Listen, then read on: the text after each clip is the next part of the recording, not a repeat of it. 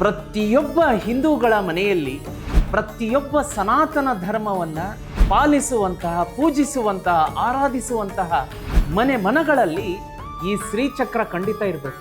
ಶ್ರೀಚಕ್ರದ design ಏನಿದೆಯಲ್ಲ, ಇದು ಪೂರ್ತಿ ಬ್ರಹ್ಮಾಂಡದ ಶಕ್ತಿಯನ್ನೇ ಹಿಡಿದಿಡುತ್ತೆ. ಈ ಶ್ರೀಚಕ್ರ ಇಲ್ಲೇನು ಪ್ರಾಣ ಪ್ರತಿಷ್ಠಾಪನೆ ಮಾಡಿರ್ತೀವಿ, 108 ವನಸಿರಿಗಳಿರುತ್ತೆ. ಹೋಮದಲ್ಲಿಟ್ಟು 10 ಲಕ್ಷ ಮಂತ್ರಗಳನ್ನ ಪಠಣೆ ಮಾಡಿ ಪುರೋಹಿತರು, ಅರ್ಚಕರು ಎಲ್ಲರೂ ಅಲ್ಲಿ ಕೂತು ಏನು ನಾವು ಅದನ್ನು ಹೋಮ ಮಾಡಿಸಿರ್ತೀವಿ, ಅದರ ಶಕ್ತಿ ಇಲ್ಲಿರುತ್ತೆ.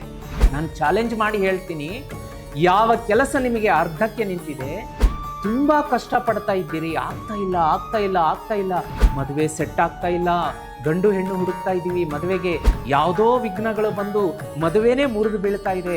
ಕೆಲವೊಂದ್ಸಲ ನಿಶ್ಚಿತಾರ್ಥ ಆಗಿ ಎಂಗೇಜ್ಮೆಂಟ್ ಆಗಿ ಮದುವೆ ಮುರಿದು ಬೀಳುತ್ತೆ. ಮನೆ ಕಟ್ಟಕ್ಕೆಲ್ಲ ರೆಡಿ ಮಾಡಿದ್ದೀವಿ, ಆಗ್ತಾ ಇಲ್ಲ, ಏನೋ ವಿಘ್ನಗಳು ಬರ್ತಾ ಇದೆ. ಯಾವ ಕೆಲಸ ಅರ್ಧಕ್ಕೆ ನಿಲ್ತಾ ಇದೆ, ಯಾವ ಕೆಲಸ ಆಗ್ತಾ ಇಲ್ಲ, ಈ ಶ್ರೀಚಕ್ರ ಮನೆಗೆ ಬಂದ ಮೇಲೆ ಫಸ್ಟ್ ಲೆವೆಲಲ್ಲೇ ನಿಮಗೆ ಆ ಕೆಲಸ ಕೈಗೂಡುತ್ತೆ. ನಿಮಗೆ ಗೊತ್ತೇ ಆಗಲ್ಲ ಅದು ಹೆಂಗಾಯ್ತು ಕೆಲಸ ಸಕ್ಸಸ್.